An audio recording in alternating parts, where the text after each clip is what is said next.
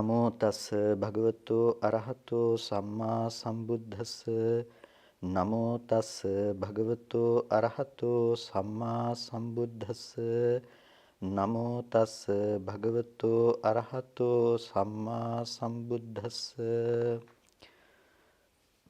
ශ්‍රද්ධා සම්පන්න කාරුණික පින්නතුනි හැම කෙනෙක්ම මේ වෙලාවේදී උතුම් සද්ධර්ම ශ්‍රවණය සඳහා සූදානම් වන මොහොත. බිනර පොහොය වැඩසටහන පොහොය දවස නිමිති කරගෙන අද දවසේදී මේ විදිහට සිද්ධ කෙරෙන්නේ.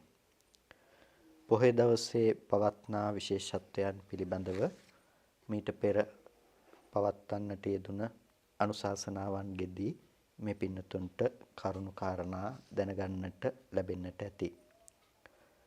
ඒ නිසාම අපි අද දවසේදී මේ දේශනාව ඒ කරුණු සම්බන්ධයෙන් සිහිපත් කිරීමක් නොකරම ආරම්භ කරන්නට යෙදෙන්නේ. අපිට මූලික ලෙසම සිහිපත් කිරීමක් කරා පාරිලෙය්‍යක සූත්‍රය ආශ්‍රය කරගෙන කරුණු කාරණා ධර්ම කාරණා කිහිපයක් සිහිපත් කළොත් ඒ බොහෝ දෙනෙකුට යහපත පිණිස පවතීවි කියලා. ඒ නිසා අද සූත්‍ර දේශනාව අපි සිද්ධ කරන්නේ සංයුත්ත නිකායේ කන්ද සංයුත්තේහි දක්නට ලැබෙන පාරිලෙය්‍යක සූත්‍රය ආශ්‍රය කරගෙන. පාරිලෙය්‍යක සූත්‍රය බුදුරජාණන් වහන්සේ දේශනා කරන්නේ විශේෂ අවස්ථාවක. පාරිලෙය්‍යක වනයේ භාග්‍යතුන් වහන්සේ වැඩ ඉන්න අවස්ථාවක තමයි මේ සූත්‍ර දේශනාව සිද්ධ කරන්නේ.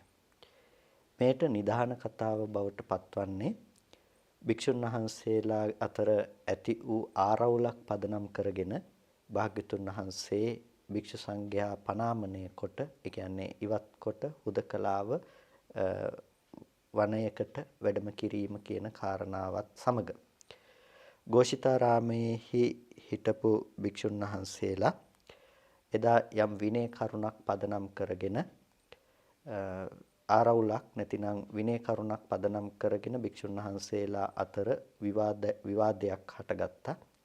එක භික්ෂුන් වහන්සේ නමක් හොඳ ධර්මයේ දැනගත්ත සුතදර, මාතිකාදර, ධර්මදර භික්ෂුන් වහන්සේ නමක් ආපත්‍යක් සිද්ධ වුණායයි කියලා හැඟීමෙන් ඉන්නකොට අනිත් භික්ෂුන් වහන්සේලාගේ තීරණය බවට පත් උනේ ඒ භික්ෂුන් වහන්සේට ආපත්‍යක් සිදු වී නැහැයි කියන එක.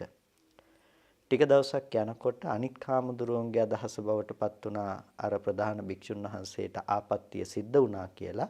නමුත් ප්‍රධාන භික්ෂුන් වහන්සේගේ මතය බවට පත් උනේ ආපත්‍යක් සිද්ධ වුණේ නැහැයි කියන එක. ඉතින් මුලින් තිබුණු ස්ථාවරයේ දෙපිරිසගේම පසු කාලයට යනකොට ටිකක් වෙනස් බවට පත් වුණා.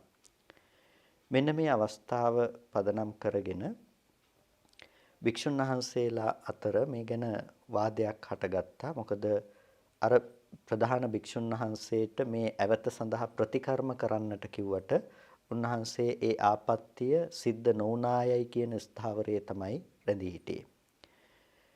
ආපත්‍යක් සිද්ධ නොවුනායයි කියන ස්ථාවරයේ ඇවත් වෙලා ඇවත් සිදු කරමින් ඇවත් නොදක ඉන්න භික්ෂුන් වහන්සේලා සඳහා සිදු කරන විනය කර්මයක් තියෙනවා.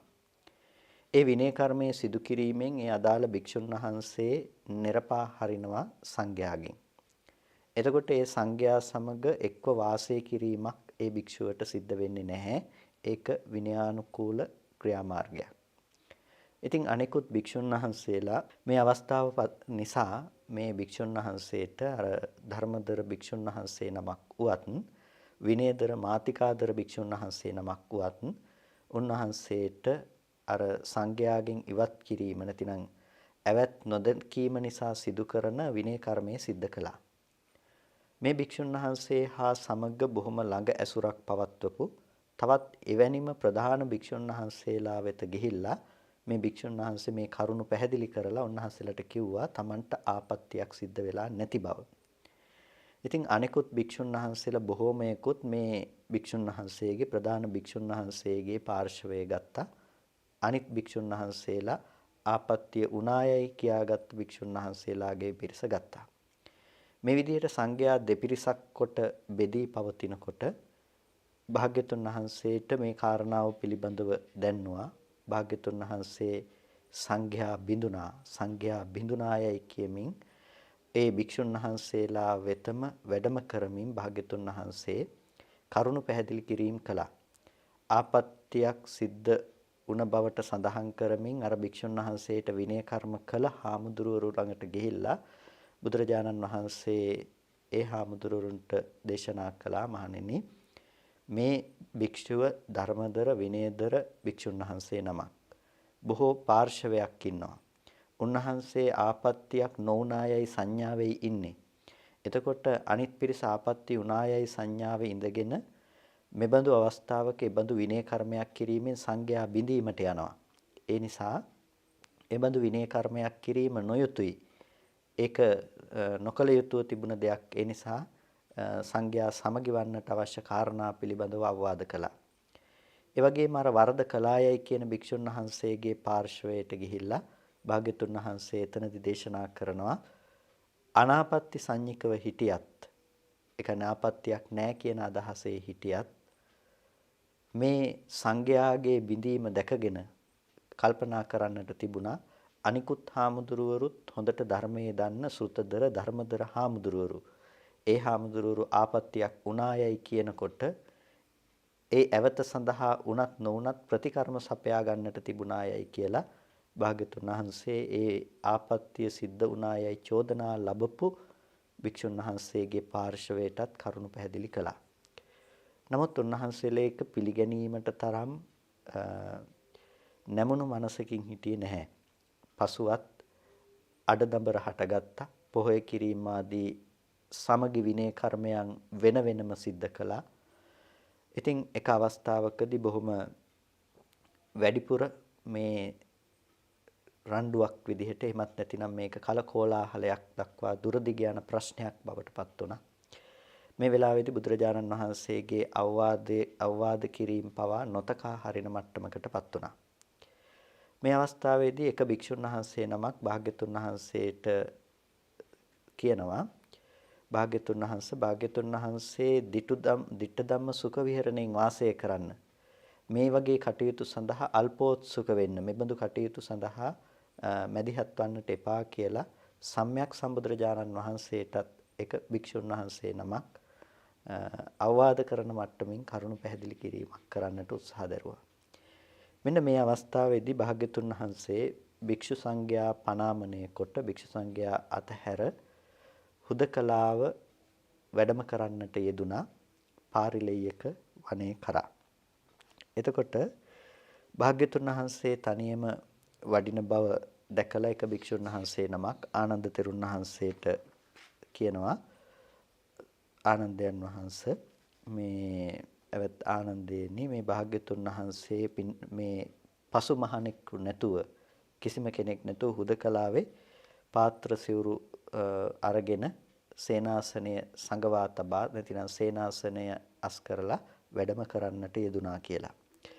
ඒ වෙලාවේදී ආනන්ද තෙරුන් වහන්සේ භාග්‍යතුන් වහන්සේ පිළිබඳව මන අවබෝධයකින් වැඩ ඉන්න උත්තමයන් වහන්සේ නමක් නිසා, එවත්නි මේ කාලේ භාග්‍යතුන් වහන්සේ හුදකලා වාසයට කැමති, ඒ නිසා අප විසින් උන්වහන්සේ අනුබැඳිය යුතු නැහැ, පසුපස යා යුතු නැහැයි කියලා ඒ භික්ෂුන් වහන්සේට ප්‍රකාශ කළා.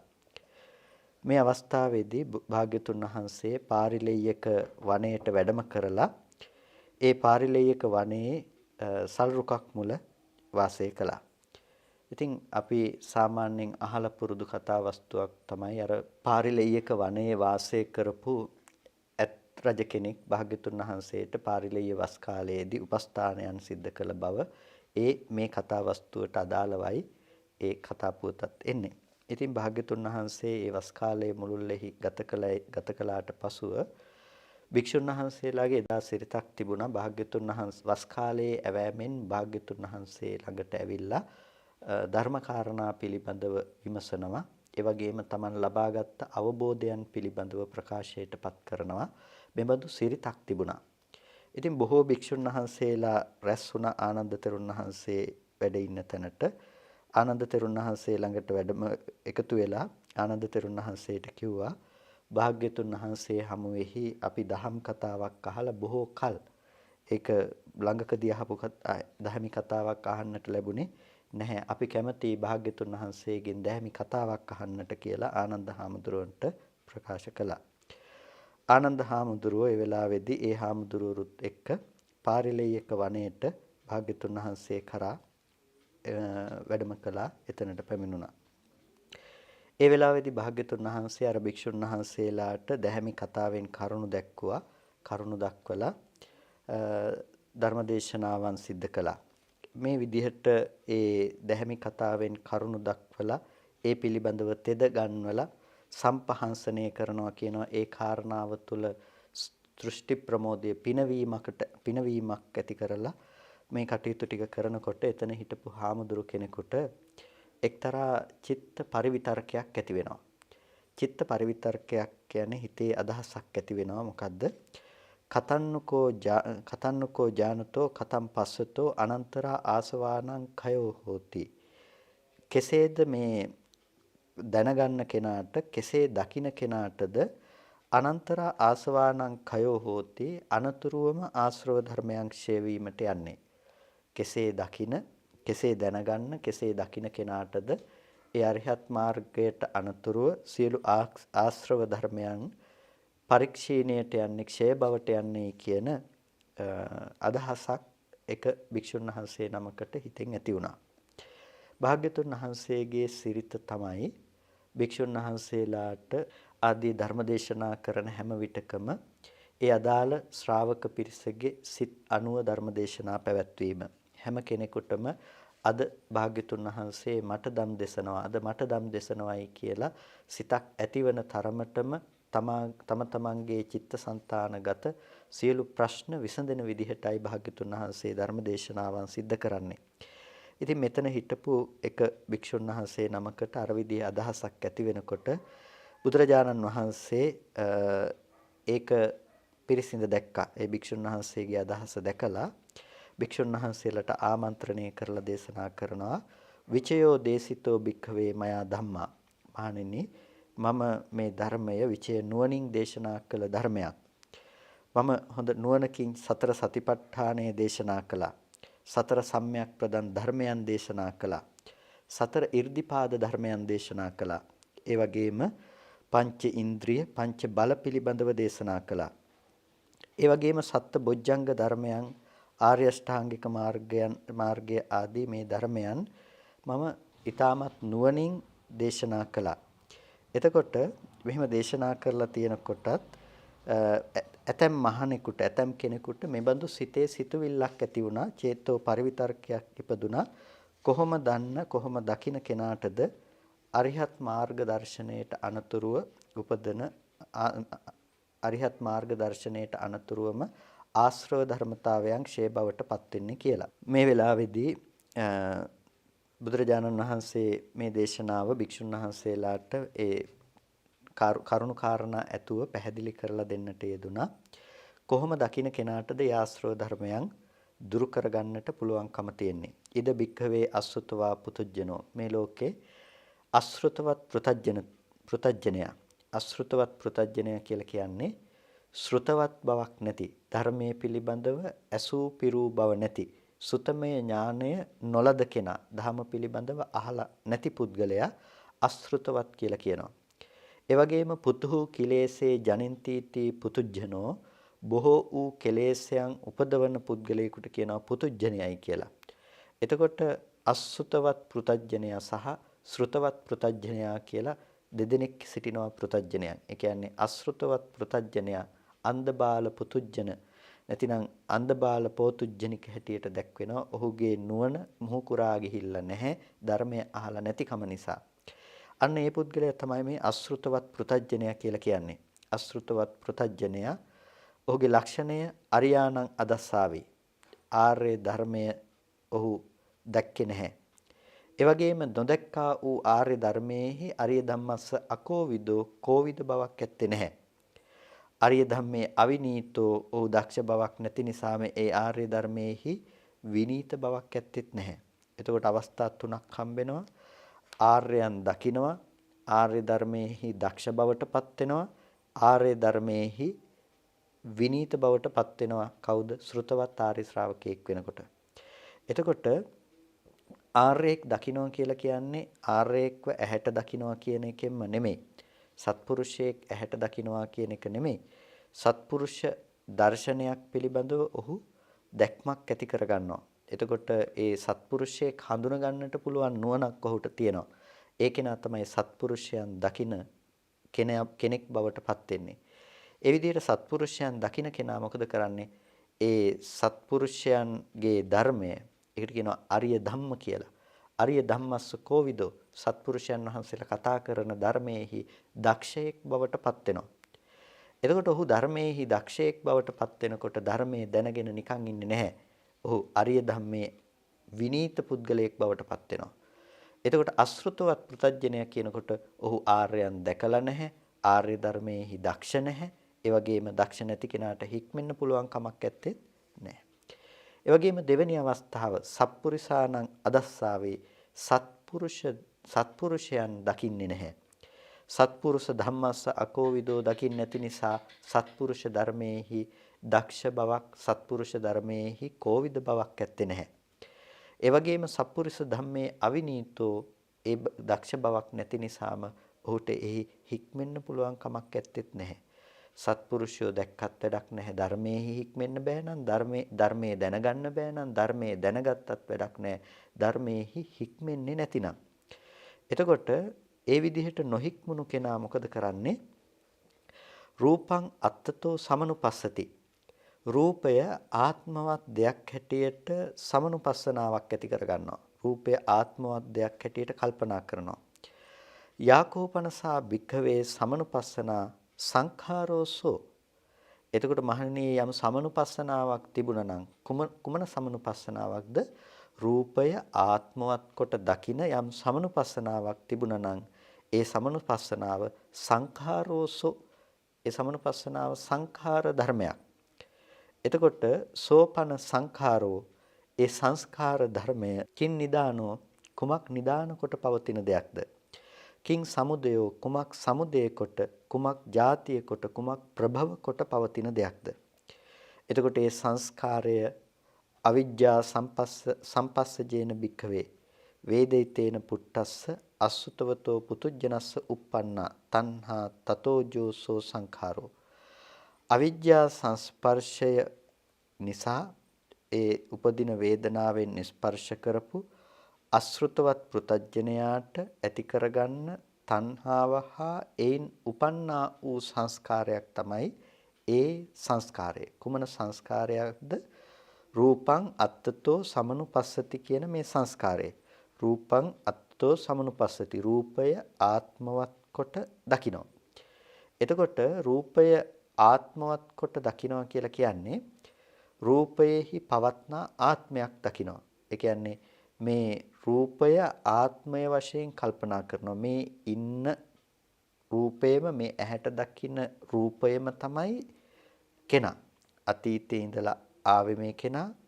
ඒ වගේම අනාගතයට පත් වෙන්නේ මේ කෙනා. පුංචි කාලේ ඉඳලා ලොකු වුණු, ඒ වගේම ඒ මරණය කරා ගමන් කරන ඒ ආත්මවත් වූ දේ තමයි මේ රූපය කියලා කියන්නේ. එතකොට මේ රූපය තමයි පුද්ගලයා. එතකොට රූපං අත්තතෝ සමනුපස්සති කියලා කියන රූපය ආත්මවත් කොට කල්පනා කරනවා කියන එක. එතකොට දැන් මේක අපේ මනස තුල පවතින අපේ මනස තුල පවත්නා සාමාන්‍ය මනෝභාවයක්. සාමාන්‍ය මනෝභාවයක් කියලා කිව්වේ රූපය ආත්මවත් කොට දැකීම, රූපය ආත්මවත් ලෙස කල්පනා කිරීම කියන එක අපි නොදැනීම අපි තුල පවතින දෘෂ්ටි සහගත සංකිලේශී බවක්. ඒකට කියනවා අපි සක්කාය දෘෂ්ටියේහි එක පියවරක් කියලා. සක්කාය දෘෂ්ටියේ එක පියවරක් තමයි මේ රූපය ආත්මවත් කොට කරන කල්පනාව. එතකොට මේ රූපය ආත්මවත් කොට කරන කල්පනාව නිසා තමයි ඒ රූපය අරඹය අපිට අකුසල ධර්මයන් පවා සිද්ධ කරන්නට පුළුවන්කම තියෙන්නේ. එතකොට ඒ රූපය පිළිබඳව අකුසල ධර්මයන් සිද්ධ කරන්නට පුළුවන්කම කියලා කියන්නේ අපායගාමී අකුසල ධර්මයන් කියන අදහසින්. අපි රූපය නැති කිරීමෙන් සතෙකු නැති කරන්නට පුළුවන් කියන සංකල්පනාව තුළ ඉන්න නිසා තමයි අතක පයක කන මදුරුවෙකුට මැස්සෙකුට උනත් අපි ගහලා මරන්නට උත්සාහවත් වෙන්නේ. තව සතෙක් මරණයටපත් කරන්නේ. එතකොට ඒ එක්ක රූපය ආත්මවත් කොට පවතින අපේ සංකිලේශී බවක් තියනවා කියන නිසා. එතකොට ඒ රූපය ආත්මවත් කොට පවතින ඒ සංකිලේශී බව ඇති කරන්නේ මොකට කාටද? අසෘතවත් පෘතජ්ජනයට. ඒ කියන්නේ ධර්මයේ පිළිබඳව නොදැනගත්ත නොහික්මෙන පුද්ගලයාට පවතින වැරදි සහගත දැක්මක්. එතකොට ඒක සත්පුරුෂයෝ නොදැක්ක කෙනෙකුට වෙන්නත් පුළුවන්, සත්පුරුෂයේ කෝවිද නොවුණු කෙනෙකුට වෙන්නත් පුළුවන්, සත්පුරුෂ ධර්මයේ හික්මුනේ නැති කෙනෙකුට වෙන්නත් පුළුවන්. ඒකෙදි සත්පුරුෂයෝ නොදැක්ක දැකලා ඉන්න පුළුවන්. හැබැයි කෝවිද බවයි විනීත බවයි නැත්තම් ඒත් මේ සංකල්පනාව ඇති වෙනවා. ඒ වගේම සත්පුරුෂ ධර්මයේහි කෝවිද වෙන්නත් පුළුවන්. හැබැයි විනීත භාවයේ නැත්තම් ඒද මේ සංකිලේශී බව ඔහුට හට ගන්නවා. සත්පුරුෂ ධර්මයේහි විනීත වුණොත් එතකොට ඔහුට සත්පුරුෂයෝ දැකීමක් තියෙනවා, කෝවිද බවක් තියෙනවා, හික්මීමක් තියෙනවා. අන්න එතකොට තමයි ශ්‍රුතවත් බවක් ඇති වෙන්නේ. මේ දෘෂ්ටිය දුරු කරගන්නට පුළුවන්කම තියෙන්නේ. එතකොට මේ විදිහට ඒ සමනුපස්සනාවක් කියන අදහසෙන් රූපය ආත්මවත් කොට ඇති කරගන්න සමනුපස්සනාවක් මෙනෙහි කිරීමක් තියෙනවා. එතකොට මේ මෙනෙහි කිරීම පිළිබඳව තමයි පෙන්වන්නේ සංඛාරෝසු. ඒක සංස්කාරයක්. සංස්කාරයක් කියලා කියනවා ඒක අபிසංස්කරණය කරන ලද සංස්කාරයක්. ඒ කියන්නේ වෙසසින් සකස් කරන ලද සංස්කාරයක් කියන එක. එතකොට ඒ නිසා ඒක සකස් කළේ කුමකින්ද කියන වග ඊට පස්සේ පැහැදිලි කරනවා සෝපන සංඛාරෝ කිං නිදානෝ. ඒ සංස්කාරයේ කුමක් නිදාන කොටද පැවතුනේ? කිං සමුදයෝ කුමක් සමුදය කොටද? කුමක් ජාතිය කරගෙනද කුමක් ප්‍රභවය කරගෙනද ඒ සංස්කාරය ඇති උනේ? ඒ කියන්නේ නිකම්ම ඒ සංස්කාරයේ රූපය ආත්මවත් කියන දේ ආවද නැතිනම් යම්කිසි හේතු ටිකක් නිසාද ඒ දේ ඇති උනේ? එතකොට ඒ පිළිබඳව තමයි පැහැදිලි කරන්නේ අවිජ්ජා සම්පස්සජේන භික්ඛවේ වේදිතේන පුට්ඨස්ස. අවිජ්ජා සම්පස්සය නිසා හටගත්තා වූ වේදනාව ස්පර්ශ කරපු කෙනාට ඒ වේදනාව ස්පර්ශ කරපු අසෘතවත් පෘතජ්ජනයට uppannā tanhā තතෝජෝසෝ සංඛාරෝ. ඒ uppannā වූ තෘෂ්ණාවක් තියෙනවා නම් ඒ තෘෂ්ණාව නිසා උපදුන දෙයක් තමයි ඒ ආත්ම දෘෂ්ටි සංඛ්‍යාත ඒ සංස්කාරය කියලා කියන්නේ. ඒකට මේක හරිම ලස්සන ඒ වගේම ඊටාම ගැඹුරු අර්ථ විග්‍රහයක්. මොකද්ද? අවිජ්ජා සම්පස්සජේන භික්ඛවේ වේදිතේන පුට්ටස්ස අසුතවතෝ පුතුජනස්ස uppannā tanhā තතෝජෝසෝ සංඛාරෝ. සම්පූර්ණම ආත්ම දෘෂ්ටිය බැස ගැනීම කියන තැන නිර්වචනය කරන ඊටමත් විශේෂ වැදගත් තැනක් තමයි මේ කියන කාරණාව. අවිජ්ජා සම්පස්සජේන සාමාන්‍යයෙන් අපි ස්පර්ශය පිළිබඳව දන්නවා. එතකොට ස්පර්ශය පිළිබඳව අපි නොඑක් විදිහට කතා කරනවා. නමුත් මෙතනදී විශේෂ කොට කතා කරනවා ස්පර්ශය කුමක්ද? අවිජ්ජා සම්පස්සජේන භික්ඛවේ. අවිජ්ජා සංස්පර්ශය නිසා ඉපදුණු දේ. මානනීය සංස්පර්ශය අවිජ්ජා සංස්පර්ශය. අන්න ඒකෙන් තමයි වේදිතේන පුට්ඨස්ස. ඒ වේදනාවෙන් පහස්නා ලද වේදනාවෙන් ස්පර්ශ කරපු කෙනාට තමයි අසෘතව පෘතජ්ජනයට තමයි තණ්හාව ඇති වෙන්නේ. ඒ තණ්හාව නිසා තමයි සංස්කාරය ඇති වෙන්නේ. එතකොට මේ වචන ටික ඇතුලේ අපේ මනෝභාවය පිළිබඳව, අපේ සිතුවිලි පිළිබඳව, අපේ සිත වැරදිවට මෙහෙවන පැතිකඩ පිළිබඳව ඊටමත් පැහැදිලි විග්‍රහයක් සිදු කරනවා. පළවෙනි දේ තමයි අවිජ්ජා සම්පස්සජේන භික්ඛවේ වේදිතේන. අවිජ්ජා සංස්පර්ශය නිසායි මේ වේදනාවෙන් ස්පර්ශ කරන ලදුවේ. එතකොට ඒ වේදනාව පිළිබඳව තමයි අසෘතව පෘතජ්ජනය තෘෂ්ණාව ඇති කරගත්තේ. තෘෂ්ණාව ඇති කරගත්ත නිසා තමයි මෙබඳු සංස්කාරයක් ඇති වෙන්නේ. එතකොට මේ සංස්කාරය කියන තැන මෙතන මේ අபிසංස්කරණය කරගත්ත එක සාමූහික ක්‍රියාදාමයක ප්‍රතිඵලයක්. කුමකද? අවිද්‍යා සංස්පර්ශය නිසා ඒ ඇති කරපු තණ්හාව, ඒ වගේම තණ්හාව නිසා හටගත්තයි කියනකොට මේ කරුණු ටික මූලික කරගෙන තමයි මෙබඳු සංස්කාරයක් දැන් ඇති වෙන්නේ.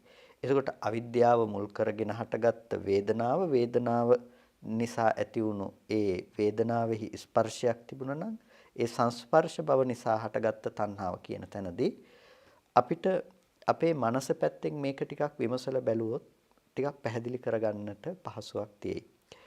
අවිජ්ජා සම්පස්සජේන භික්ඛවේ වේදිතේන කියනකොට අපි දන්නවා මෙතනදී මේ කතා කරන්නේ සාමාන්‍ය ස්පර්ශය නොවන බව.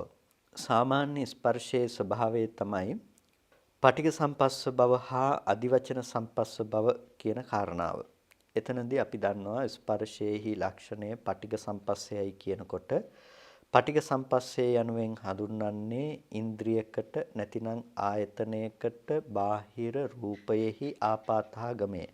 බාහිර රූපයකට බාහිර රූපයක් ආධ්‍යාත්මික වස්තු ආයතනයකට ගැටීම කියන දේ අපි හඳුන්වනවා පටිඝ සම්පස්සේ කියලා. ඒ වගේම ඒ පටිඝ සම්පස්සේ ඇති වුණු තැනක සිතෙහි පවත්නා නාම ධර්මයන්ගේ යම් කිසි සංස්පර්ශ ලක්ෂණයක් තියෙනවා නම් එයට අපි හඳුන්වනවා අදිවචන සම්පස්සේ කියලා. එතකොට පටිඝ සම්පස්සයට තනියම කාම ධාතුවේහි කෙනෙකුට පටිඝ සම්පස්සේ පිළිබඳව තනිවම අර්ථ දක්වන්නට පුළුවන් කමක් නැත්තේ නැහැ. අදිවචන සම්පස්සේ නැතුව අදිවචන සම්පස්සේ පිළිබඳව කෙනෙකුට දැනීමක් ඇති කරගන්නට පුළුවන් කමක් නැහැ. පටිඝ සම්පස්සේ පිළිබඳව අත්දැකීමකින් තොරව. එතකොට පටිඝ සම්පස්සය අදිවචනයටත් අදිවචන සම්පස්සය පටිඝ සම්පස්සයටත් අන්‍යෝන්‍ය ප්‍රත්‍යවීම අන්‍යෝන්‍ය උපකාරක භාවය දක්වනවා. පටිඝ සම්පස්සය ප්‍රකට වෙන්නේ අදිවචන සම්පස්සේ නිසායි. අදිවචන සම්පස්සය ප්‍රකට වෙන්නේ පටිඝ සම්පස්සේ නිසායි. එතකොට පටිඝ සම්පස්සේ ප්‍රකට වෙන්නේ අදිවචන සම්පස්සේ නිසායි කියලා කියන්නේ ඇස තිබුණත් රූපය තිබුණත් ඒ කෙරෙහි නැමුණු මානසිකාරය නැතිනම් ඒ කෙරෙහි නැමුණු මනස යොමු කිරීමක් නැතිනම් එතන පින්නතුනේ අදිවචන සම්පස්සේ පැනවීමක් ඇත්තේ නැති නිසා ඒ පිළිබඳව දැන ගැනීමකට ලක් වෙන්නේ නැහැ. එනිසා ඇසට සහ රූපයට පුළුවන් කමක් ඇත්තේ නැහැ තනිවම රූපයක් පෙන්වනවා කියන මේ කාර්යය સિદ્ધ කරන්නට. ඒ නිසායි එතනට හිතෙහි හට ගැනීම චක්කු විඥාන සහ චක්කු විඥානයාගේ යොමු වීමක් අවශ්‍ය කරන්නේ. නැතිනම් මානසිකාරයාගේ නැඹුරු වීමක් අවශ්‍ය කරන්නේ. ඒ නිසා තමයි තින්නම් සංගති පස්සෝ කියලා කියන්නේ තුන් දෙනෙකුගේ එකතුව තමයි ස්පර්ශය කියන තැන. ඒක හරියට මේ ගල් ගෙඩි තුනක් තිබ්බහම මේ ගල් ගෙඩි තුනක නැතිනම් ලිප් ගල් තුනක් උඩ තියලා තියෙන බත් මුට්ටියක් වගේ දෙයක්. එතකොට මේ බත් මුට්ටිය මේ එකකට අයිති දෙයක් නෙමෙයි මේ තුනේම ප්‍රතිඵලය තමයි මේ බත් මුට්ටිය. අන්න ඒ වගේ තමයි මේ ස්පර්ශය කියන දේ පිළිබඳව අපි කතා කරනකොට ස්පර්ශය කියන දේ පටිඝය සහ අදිවචනය කියන පැත්තෙන් ප්‍රධාන ලෙස දෙකක් කොට කතා කරනවා. මේ තුන් දෙනාගේම එකතුව තමයි පොදුවේ අපි ස්පර්ශය කියලා එකක් විදිහට ඒකකයක් විදිහට ගන්නෙ. ඒකකයක් වූ ස්පර්ශය තමයි නාමයන්ගේ නාමකයේ ස්පර්ශය සහ රූපකයක ස්පර්ශයයි කියලා දෙආකාරයකට අපිට බෙදා දක්වන්නට පුළුවන්කම තියෙනවා. මේක ඊටාම නුවණින් තේරුම් ගත යුතු ඊටාමත් ගැඹුරු ධර්ම කාරණාවක් තමයි මේ කතා කරන ස්පර්ශය පිළිබඳව අපි මේ කතා කරන දැක්වීම. එතකොට මේ අදිවචන සම්පස්සය නැතිනම් පටිඝ සම්පස්සය නැහැ. පටිඝ සම්පස්සය නැතිනම් අදිවචන සම්පස්සය පැනවීමක් නැහැ. මේ කතා කරන්නේ කාම ධාතුවට සාපේක්ෂව.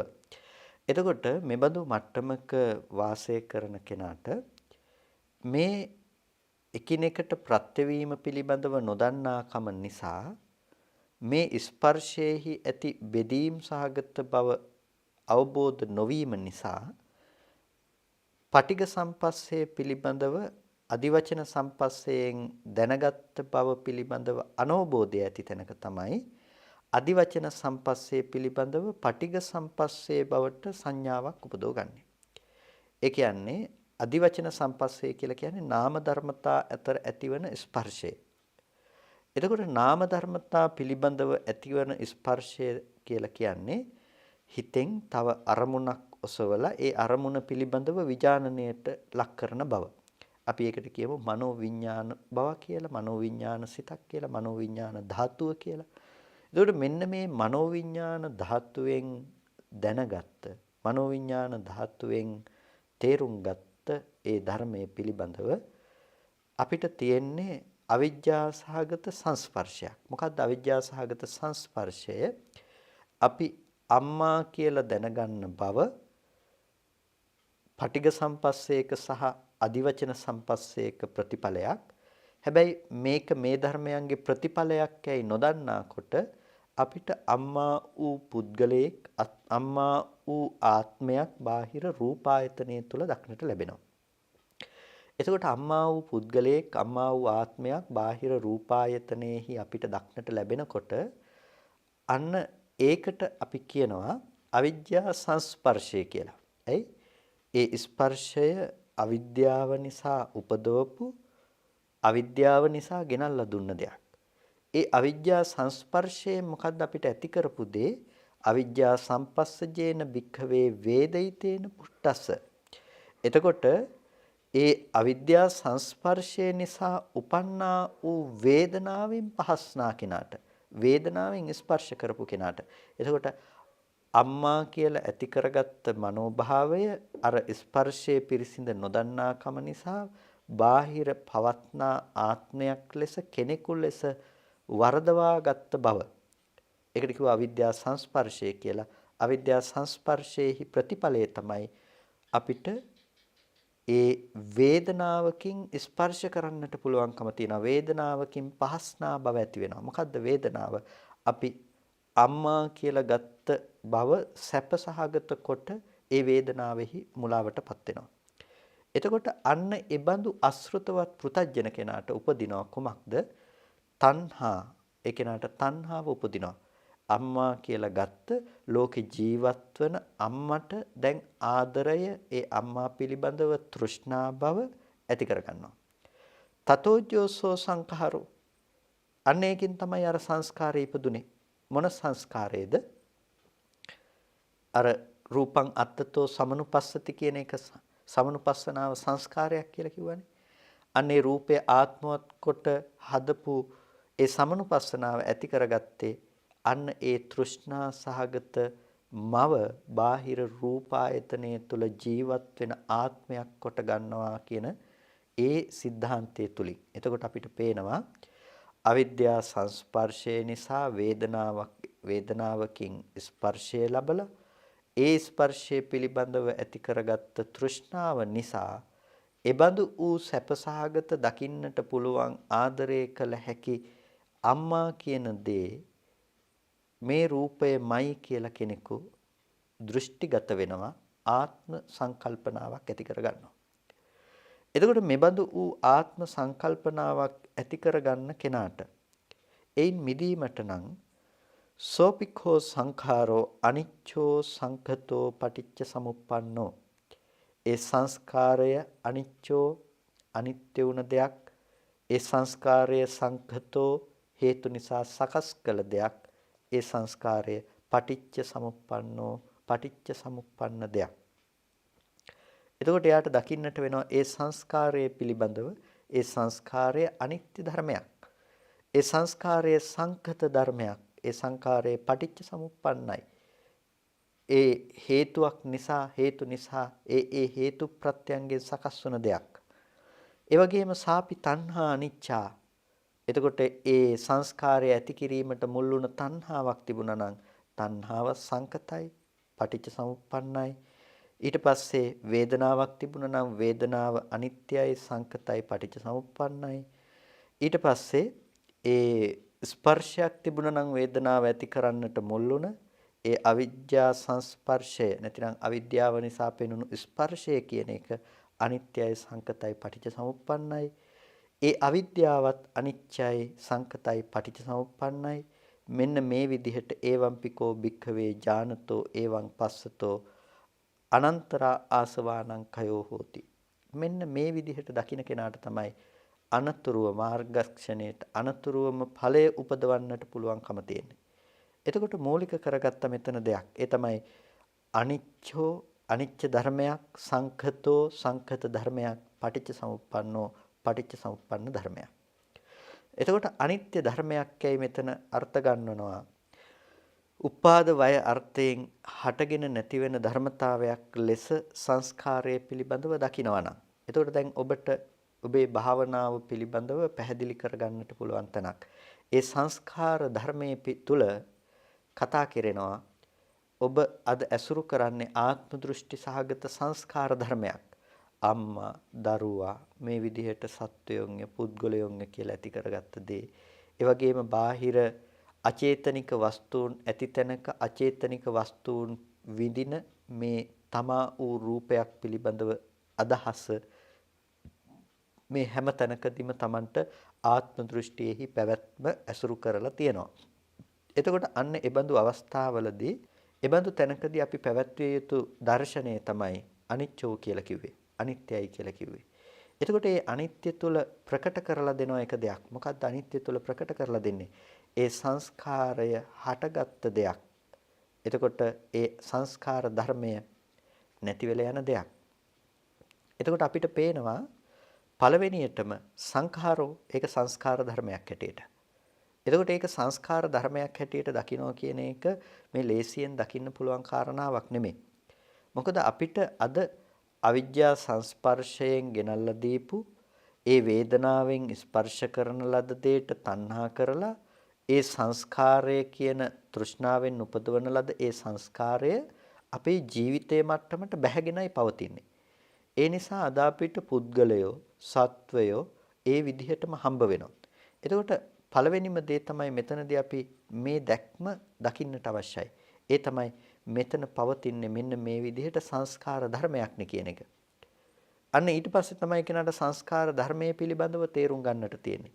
එතකොට මේ සංස්කාර ධර්මයක් පිළිබඳව පෙන්වා දීම තමයි ඒ සංස්කාර ධර්මයක් පිළිබඳව පෙන්වා දීම තමයි ශ්‍රුතමය ඥානය තුලින් සිද්ධ කරන දේ. ඒ පිළිබඳව කතා කරන එක, ඒ පිළිබඳ මූලික අවබෝධයක් ලබා දෙන එක. එහෙමත් නැතිනම් එකපාරම මේක කිසිවක් නොදැනගෙන ඉඳගෙන ඉන්න කෙනෙකුට එකපාරම මේක සංස්කාරයක් කියලා ප්‍රකට වුණා එහෙම නෙමෙයි. ඒ නිසා සුතමේ ඥානය තුළ මේක කියලා දෙනවා. එතකොට ඔහු විසින් සම්මර්ෂණයකට ලක් කරනවා. සංස්කාර ධර්මයක් කියන කාරණාව. එතකොට ඒ සංස්කාර ධර්මයක් කියන එක පිළිබඳව ප්‍රකට කරගන්නකොට තමයි එයාට පේන්නේ මේ සංස්කාරය කියන දේ නැතිනම් මේ සමනුපස්සනාව කියන දේ මේක හේතුඵල ධමක පැවැත්මක්. එහෙමත් නැතිනම් මේක හේතු නිසා සකස් වුණ සංකත ධර්මයක්. සංකත ලක්ෂණය නිසා තමයි මේක අනිත්‍යයි කියලා කියන්නේ. එතකොට ඒක හේතු නැති වෙනකොට නැති වෙලා යන දෙයක්. එතකොට ඔහුට පේනවා අම්මා කියලා යම් කිසි සංස්කාරයක් අපි උපද්ද ගත්තා නම් ඒ සංස්කාරයේ ඉපදීම සඳහා හේතු වුණ කාරණා පිළිබඳව ඔහු විමසගෙන යනකොට අර අපි මුලින් කතා කළා වගේම අනාත්ම රූපය පිළිබඳව දැක්මක් ඔහුට ඇති වෙනවා. අනාත්ම රූපය අනාත්ම විදිහටම ඇස් හමුවට පැමිණි බව. ඒ කියන්නේ වර්ණ සටහනෙහි අම්මා වූ ලක්ෂණය නොතිබුණු බව ඔහුට දකින්න පුළුවන්කම තියෙනවා. එතකොට වර්ණ සටහනෙහි අම්මා වූ ලක්ෂණය නොපෙනෙනකොට රූපේ පිළිබඳව අපිට අම්මා කියලා ඇති කරගත්ත වැරදි සංකල්පනාව බාහිර රූපේ නෙමෙයි කියන අවබෝධය ඔහුට ඇති කරගන්න පුළුවන්කම තියෙනවා. මොකද ඒ රූපය කියන කාරණාව පිරිසිදු දැකීමෙන් ඔහුට පේනවා සතර මහා ධාතු සහ උපාදාය රූපය කියන එකේ තියෙන අනාත්ම ලක්ෂණය. ඒ කියන්නේ ඒ සංස්කාරය කියන එකට පදනමනේ මුලින්ම නැති කරලා දාන්නේ. එතකොට එයාට පේන්නේ අම්මා නොවුණු වර්ණ සටහනක පැමිණීම. එතකොට එකම වර්ණ සටහන දෙවෙනි පාරේ එන්නේ නැහනේ. කලින් දැකපු එක ආයෙ දකින්න බෑ. ඒ වගේම දැන් දකින්න එක අනාගතයට දකින්න පුළුවන් කමකුත් නැහැ. එතකොට එයාට පේනවා මේ සංස්කාරය ඇති වුනේ හේතු නිසායි කියනකොට ඒක අතීතෙ තිබිලා ආව නෙමෙයි, තිබිලා අනාගතයට යනව නෙමෙයි. එහෙනම් අම්මා කියන රූපය අතීතෙ තිබිලා මේ වෙනකන් තිබුණ එකකුත් නෙමෙයි. ඒ වගේම දැන් තිබිලා අනාගතයට පවතින එකකුත් නෙමෙයි කියලා එයාට දකින්න පුළුවන්කම තියෙනවා. එතකොට අන්න ඒ සංස්කාරය අනිච්චෝ සංකතෝ අනිත්‍ය ධර්මයක්. ඒ වගේම හේතු නිසා සකස් කරපු දෙයක් හැටියට පේනවා. එතකොට හේතු නිසායි කියනකොට එයාට පේනවා අර ඒ ධර්මයන්ගේ පරම්පරාවක් විදිහට පැමිණුණු ආකාරය. ඇහැ රූප චක්කු විඥානාදී ධර්මයක් ඇති තැනක ඒ ධර්මය වැය වුණු තැනක මේ බඳු ස්පර්ශයක් හටගෙන ඒ ස්පර්ශය පිළිබඳව වේදනාවක් ඇති වෙලා වේදනාව පිළිබඳව මේ විදිහට අවිද්‍යා සංස්පර්ශයේ යෙදිලා ඊට පස්සේ මේ විදිහට ඒකෙන් ගත්ත වේදනාව පිළිබඳව මේ තෘෂ්ණා විදිහට ඇසුරු කරපු නිසායි මේ සංස්කාරය ඇති වුනේ කියලා එයා ඒ පිළිබඳව පවත්නා හේතු නිසා සකස් වුණ බව දකිනවා. හේතු සකස් වුණ බව දකිනකොට එයා ඒ සංස්කාරයේ පවරන්න තැනක් දකින්නේ නැහැ. සංස්කාරයේ පවරන්න තැනක් දකින්නේ නැහැ කියලා කියන්නේ ඒ සංස්කාර නිමිත්ත අර තෘෂ්ණා සහගත රූපං අත්තතෝ සමනුපස්සති කියලා ඇති කරගත්ත ආත්ම සහගත සංකල්පනාව පවරා දීම සඳහා ඔහුට රූපය පිහිට වෙන්නේ නැහැ. ඔහුට ඇස පැත්ත පිහිට වෙන්නේ නැහැ. ඒ වගේම හිත පැත්ත නාම ධර්මතා ටික පැත්ත පිහිට වෙන්නේ නැහැ. මෙහෙම දකින කෙනාට මේ ආශ්‍රව ධර්මයන් ක්ෂය බවට පත් වෙනවා. එතකොට ඒ ධර්මය පටිච්ච සමුප්පන්නයි. පටිච්ච සමුප්පන්න ධර්මයක්. මේ සංස්කාරය නිකන් ඇති වුණ සංස්කාරයක් නෙමෙයි.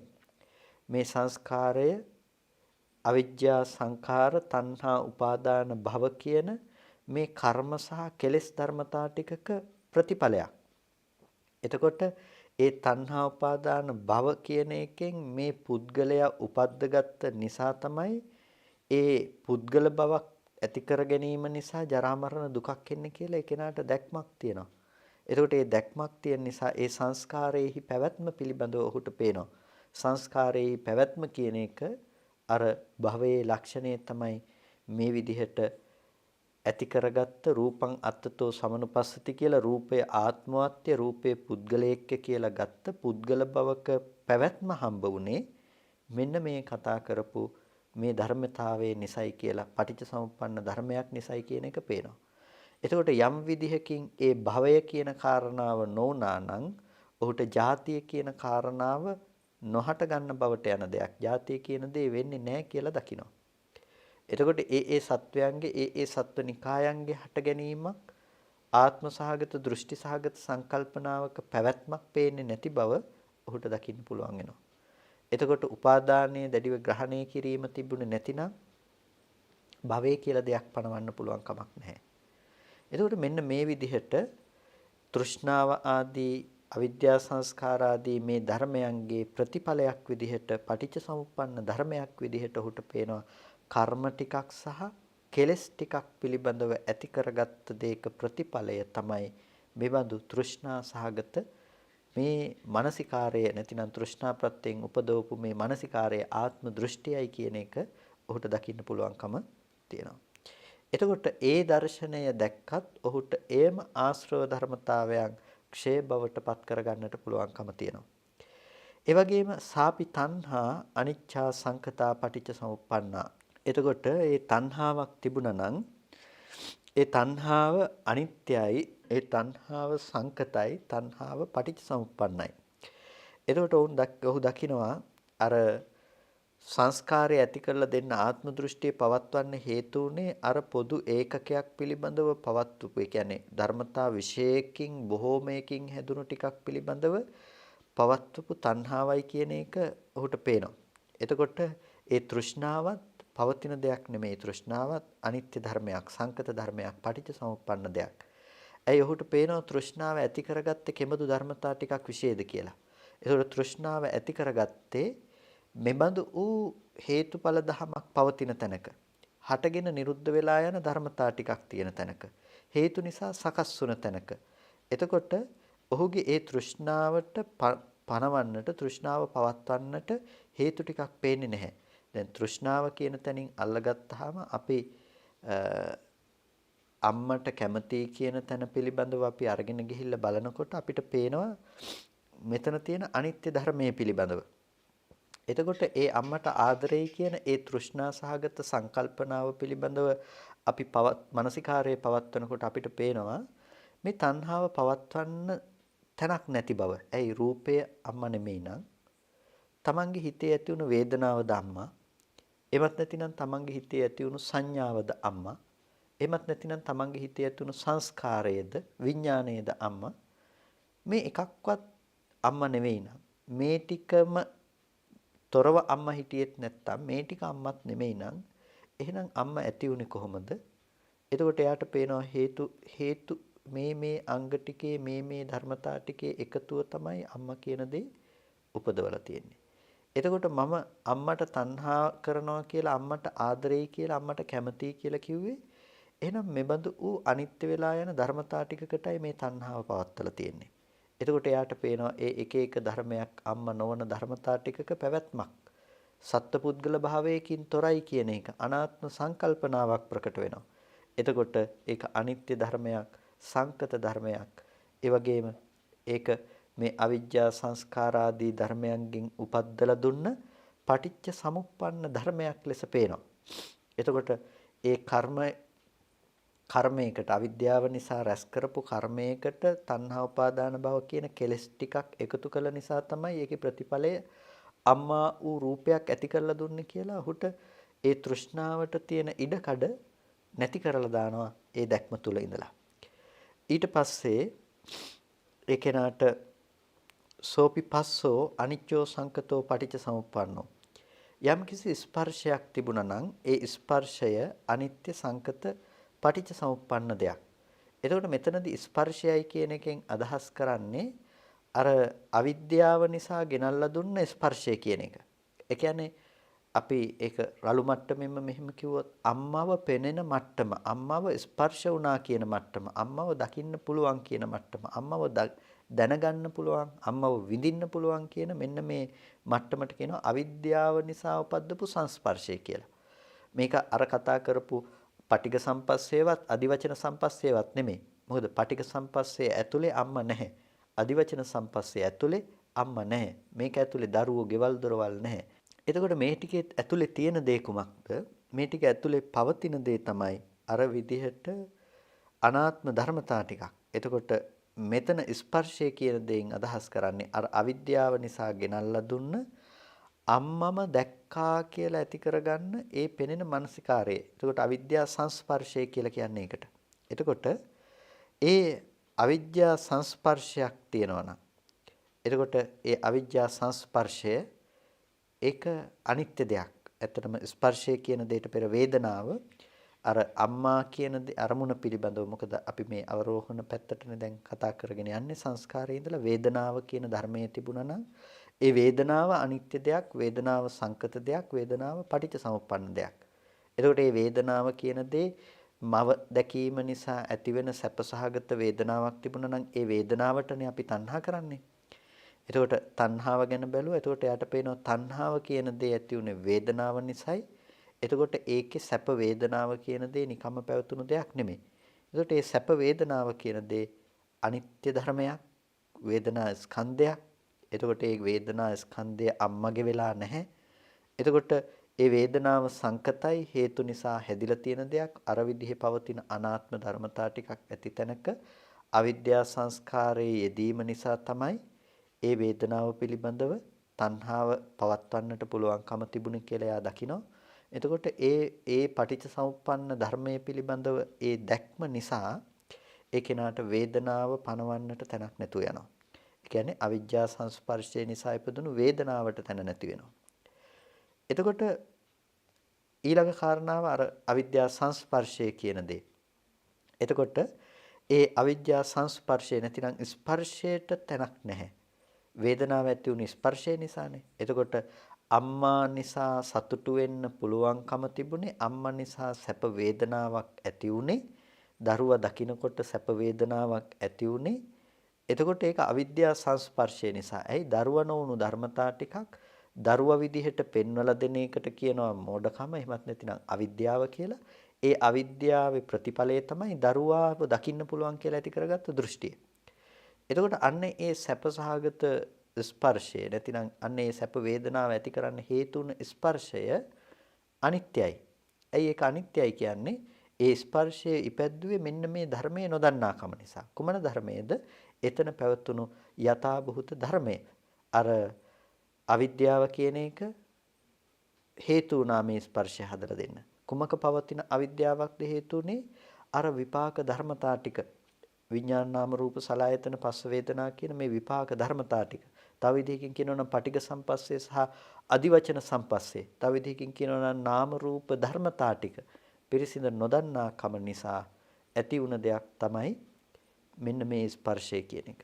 එතකොට මේ ස්පර්ශය කොයි වෙලාවකවත් මේ දරුවාව දකින්නවා කියන සිදුවීම අර එක කාරණාවකටවත් අයිති නැති බව කරුණු විමසීමෙන් ඔහුට පෙනී යනවා. ඒ නිසා ඔහුට පේනවා හේතු නිසා නම් මේ බව සකස් වුනේ, ඒ ටික හේතු නැති වෙනකොට නැති වෙලා යනවා. එහෙනම් ඒ ස්පර්ශය සංකතයි. ඒ ස්පර්ශය අනිත්‍යයි. ඒ ස්පර්ශය අර විදිහේ පටිච්ච සමුප්පන්න ධර්මයක්. ඊට පස්සේ සාපි අවිජ්ජා ඒ ස්පර්ශය ඇති කරලීමට හේතු වුණ යම් අවිද්‍යාවක් තිබුණා නම් ඒ අවිද්‍යාව අනිත්‍යයි.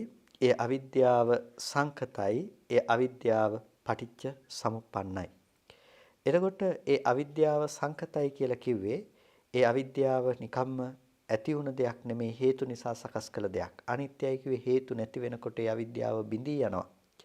ඒ වගේම ඒ අවිද්‍යාව පටිච්ච සමුප්පන්නයි. හේතු නිසා හේතුඵල ධමක පැවැත්මක්.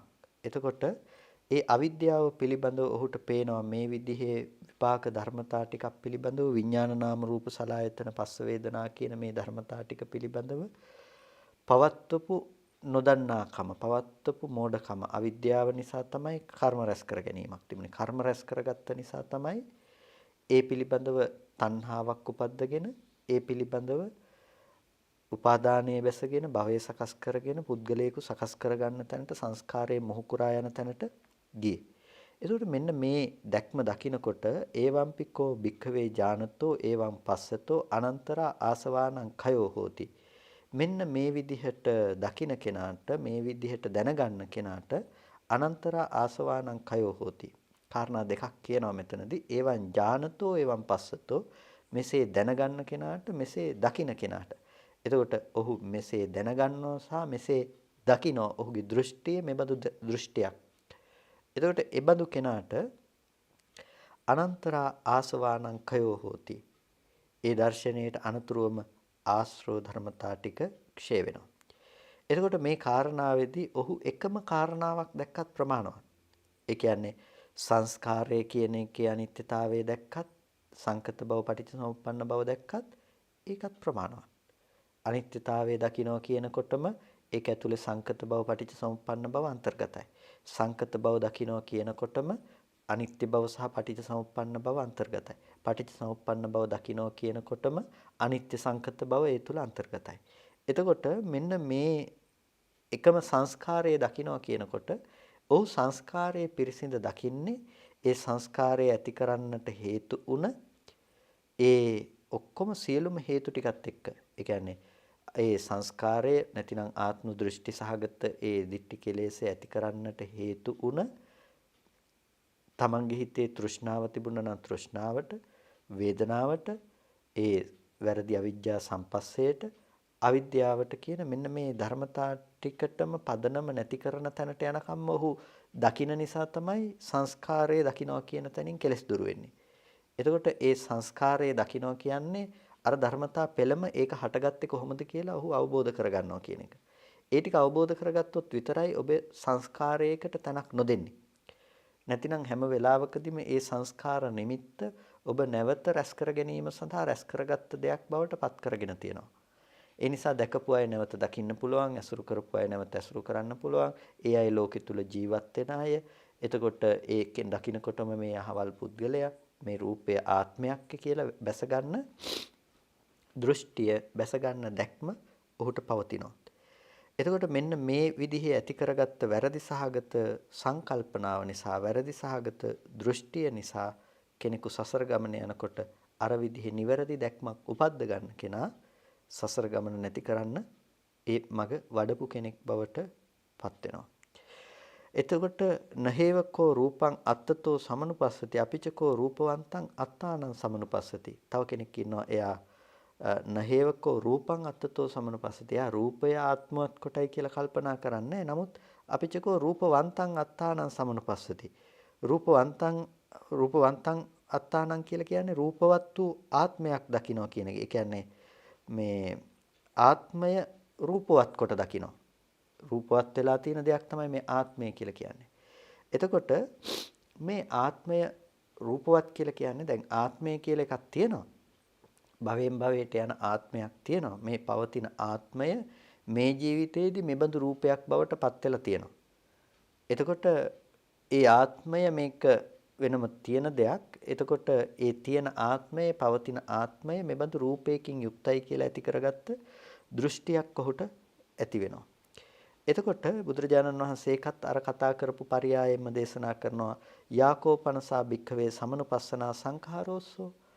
ඒ සමනුපස්සනාවක් තිබුණා නම් ඒක අபிසංස්කරණය කරන ලද සංස්කාරයක්. සෝකෝපන සංඛාරෝකින් නිදානෝ ඒ සංස්කාරයේ කුමක් නිදාන කොට සමුදේ කොට ජාති කොට ප්‍රභව කොට පවතින දෙයක්ද? ඒක අවිජ්ජා සම්පස්සජේන භික්ඛවේ වේදිතේන පුට්ටස්ස. අර කතා කරපු විදිහටම අවිද්‍යා සංස්පර්ශයේ නිසයි එයින් ස්පර්ශ කරපු කෙනාට අසෘතවත් ප්‍රතඥයට උපදුණු තණ්හාවක් තිබුණා නම් ඒ තණ්හාව නිසා තතෝ ජෝසෝ සංඛාරෝ තෘෂ්ණාව නිසා බඳු සංස්කාරයත් උපදින්නේ. එතකොට රූපවත් වූ ආත්මයක් කොට කල්පනා කරනවා නම් නැතිනම් ආත්මය කියන එක රූපවත් වූවක් ලෙස කල්පනා කරනවා නම් ඒ ආත්මය රූපවත් කොට කල්පනා කරන ඔහුට එයද පවතින්නේ අර විදිහටම වැරදි සහගත දැක්මක් නිසා. යම් කිසි කෙනෙක් ඒ එකින් එකට අර සමනුපස්සනාව නැති කරනවා නම් සමනුපස්සනාව පිළිබඳව ඔහු දකින්න එක පිළිබඳව මෙනෙහි කරගෙන යන්න පටන් ගත්තොත් ආපහු මුලට අන්න ඔහුට අර කතා කරපු පෙළ අනුවම දකින්න පුළුවන්කම තියෙනවා. එතකොට ඒ විදිහට දකින්න කෙනාට තමයි ආශ්‍රව ධර්මතා ටික ඡේ කරගන්නට පුළුවන්කම තියෙන්නේ. නහේවකෝ රූපං අත්තතෝ සමනුපස්සති. යා රූපය ආත්මවත් කොට දකින්නෙත් නැහැ. න රූපවන්තං අත්තානං සමනුපස්සති. රූප ආත්මවත් රූපේ දකින්නෙත් නැහැ. එයා ඒ වුණාට අපිචකෝ අත්තනි රූපං සමනුපස්සති. එතකොට ඒ කෙනා දකිනවා මේ රූපය කියන එක ආත්මයේ කෙරෙහි පවතින දෙයක්. අත්තනි කියලා කියනවා මේ අත්ත ශබ්දේහි සප්තමය අර්ථය. ඒ කියන්නේ පිහිටා සිටින අර්ථයකින් යම් කිසි තැනක පිහිටා සිටිනවා. එතකොට මේ අත්තනි කියන පදයෙන් කියන්නේ ආත්මයේ කෙරෙහි කියන දේ. රූපය කියන එක ආත්මයේ කෙරෙහි ආත්මයේහිලා පවතින දෙයක් හැටියට. රූපය කියන එක වැඩකට නැති දෙයක් තමයි. හැබැයි රූපය කියන එක තියෙන්නේ ආත්මය මත පිහිටලා. ආත්මයේහි තමයි රූපේ තියෙන්නේ කියලා කෙනෙකුට දෘෂ්ටියක් ඇති වෙනවා. එතකොට අර යම් කිසි කෙනෙකුට ඔය අත්ත කියන වචනය හා බැඳුණු අර දෘෂ්ටි සහගත බව මෙතන ආත්මයක් කිව්වොත් වැරදි කියලා විවිධ අර්ථකථන සපේන ඇත්තන්ට මෙබඳු දේවල් හොඳ පිළිතුරක් සපේනවා. මොකද අත්ත කියන එක මේ ආත්ම ශබ්දේ නැතිනම් ආත්ම ශබ්දේ තමයි අර්ථ ගන්නවන්නේ. එතකොට එහි සප්තමයාර්ථයේ තමයි අත්තනි කියලා යෙදෙන්නේ. එය ආත්මයේ කෙරෙහි කියලා අර්ථයක් තමයි ප්‍රකට කරන්නේ. එතකොට ඒ රූපය ආත්මයේහිලා ආත්මයේ කෙරෙහි පිහිටිය දෙයක් ලෙස කල්පනා කරනවා. රූපය කියන එක ආත්මයක් නෙමෙයි. ඒ වගේම මේ ආත්මවත් වූ දෙයක්ුත් නෙමෙයි. නමුත් මේ රූපය ආත්මයේ කෙරෙහි තමයි ආත්මයේහි තමයි මේ රූපය කියන එක පිහිටලා තියෙන්නේ කියලා දෘෂ්ටියක් ඇති කරගන්නවා. එබඳු සමනුපස්සනාවක් තියෙනවා නම්, එබඳු සංස්කාරයක්, එබඳු මෙනෙහි කිරීමක් තියෙනවා නම් ඒ සමනුපස්සනාව සංස්කාරයයි කියනවා. ඒ සංස්කාරය ඇති වෙන්නේ අවිජ්ජා සංපස්සයෙන් උපන් වේදනාවට අසෘතව පෘතජ්ජනය තණ්හා කරලා තණ්හාව නිසා තමයි මේක උපදින්නේ. එතකොට එයත් අර විදිහටම පටිච්ච සමුප්පන්න බව දකිනවා නම් සංකත බව දකිනවා නම් ඒ පටිච්ච සමුප්පන්න බව සංකත බව දැකීම තුළ ඔහුට ඒ සියලු කෙලෙස් නැති කරගන්නට පුළුවන්කම තියෙනවා. ඒ වගේම එයා දකිනවා නහේවකෝ රූපං අත්තතෝ සමනුපස්සති. රූපය ආත්මවත් කොට දකින්නෙත් නැහැ. ඒ වගේම මේ ආත්මය කියන එක රූපවත් කොට දකින්නෙත් නැහැ. ඒ වගේම ආත්මයේ කෙරෙහි රූපය තියනවා කියලා දකින්නෙත් නැහැ. හැබැයි රූපයේ කෙරෙහි ආත්මය පිහිටා සිටිනවා කියලා හිතනවා. රූපේ තියෙනවා. රූපේ කෙරෙහි රූපේ මතු පිට රූපේ අනුව තමයි ආත්මය පවතින්නේ කියලා එයාට දෘෂ්ටියක් දැක්මක් තියෙනවා. ඒ දැක්ම අනුව එයා හිතනවා රූපය කියන එක මත ආත්මය පිහිටා සිටිනවා කියලා. මෙන්න මේක ඉපදෙන්නේ කුමක් නිසාද? මේවදු දෘෂ්ටියක් ඇති වෙන්නේ අවිජ්ජා සංස්පර්ශයෙන් උපන් වේදනාවෙන් ස්පර්ශ කරපු අසෘතවත් පෘතජ්ජනයට උපදුනා වූ තණ්හාව නිසා තමයි මේබඳු සමනුපස්සනාවක් පෙනෙන්නේ. එතකොට ලෝකයේ තුල නොඑක් වාද විවාද අපිට පුද්ගල භාවයේ තුල ඉඳලා කතා කරන දේවල් කොතෙක් දක්නට ලැබුණත් අපිට මේවල තියෙන ප්‍රතිඵලය හැටියට පේන්නේ මෙන්න මේ අවිද්‍යා සංස්පර්ශය නිසා උපදවපු ඒ වේදනාවෙන් ස්පර්ශ කරපු කෙනෙකුට තණ්හාව ඇති වෙලා තණ්හාව නිසා ලැබුණු දෙයක ප්‍රතිඵලයක් විදිහට.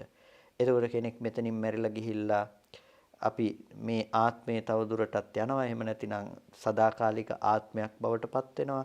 එහෙමත් නැතිනම් මේ ආත්මය තියනවා හෝ ආත්මය නැහැ හෝ මෙබඳු ඕනෑම දෘෂ්ටියක් ගැන කතා කරනවා නම්. එහෙම නැතිනම් අවුරුදු 50ක් 60ක් ජීවත් වෙලා අපි මෙතනින් මැරලා යනවා. ආයි පැත්මක් හෝ ආපු තැනක් හෝ නැහැයි කියලා භෞතිකවාදී හැඟීමක හෝ වාසය කරනවා නම් ඒ කුමක් නිසා හටගත්ත දෙයක්ද?